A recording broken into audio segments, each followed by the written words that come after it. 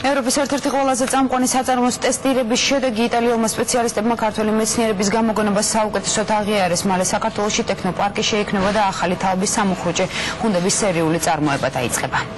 3-4ჯერ ნაკლებს თვითავს, ვიდრე ამერიკული და 2.5ჯერ, 3ჯერ უფრო ნაკლებს თვითავს დისკს, ვიდრე ევროპული. ბიოლოგიურად სუფთა სამუხრუჭე ხუნდები ქართველმა მეცნიერებმა ტექნიკური უნივერსიტეტის ლაბორატორიაში დაამზადეს. პროფესორებმა რამდენიმე წლიანი მუშაობის შემდეგ ავტონაწილი განსაკუთრებული ხარისხის უნიკალური მასალით შექმნეს.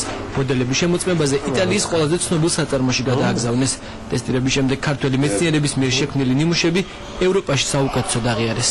ჩვენი შექმნილი პროდუქცია, რომელიც შექმნილია 80% ადგილობრივი ნედლეულის ბაზაზე. 8-დან 8-ვე საკმაყოფილებს და ამიტომ დავარქვით ჩვენ მას ახალი თაობის სამუხრუჭე ხუნდები.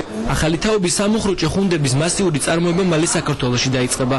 მთავრობის ახალი ინიციატივით ტექნიკური უნივერსიტეტის ბაზაზე ტექნოპარკი შეიქმნება, რაც იმას ნიშნავს, რომ ქართველი მეცნიერების მიერ დამზადებულ უნიკალურ ნიმუშებს საქართველოშივე აწარმოებენ და გაყიდიან. უკვე თუ არის რომ გადავიდეთ საწარმოო დამნერგოთ საწარმოო პრაქტიკა აი ამ კუთხით. ანუ ჩვენივე ეკონომიკა დავაფუძნოთ ახალ ტექნოლოგიებს. რესურსების დასამაგრებელი, თან გინდა შქაროსნულის, გინდა ტექნიკური უნივერსიტეტის ლაბორატორიებში შექმნილი სხვადასხვა ნიმუშები დღეს განათლებისა და მეცნიერების მინისტრმა დაათვალიერა. დიმიტრი შაშკინმა ლაბორატორიის მუშაობაში შეამოწმა და სპეციალური აპარატით მეტალი დაამუშავა. თბილისის ტექნიკური უნივერსიტეტის ბაზაზე იქნება შექმნილი ტექნოპარკი.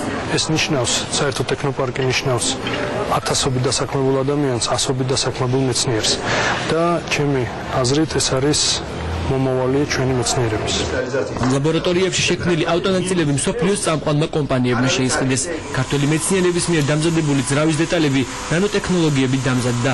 მასიურ წარმოებაზე ლიცენზია იაპონურმა კომპანიებმა ნისანმა და კომაცუმ მოიპოვეს. ტექნოპარკის შექმნის შემდეგ პროფესორები მათ მიერ შექმნილი ნიმუშების ლიცენზიას უცხოეთში აღარ გაყიდიან. პირველი პარკის სამუშაოება გპ-ის ბაზაზე 2010 წლის აგვისტოში იგეგმება.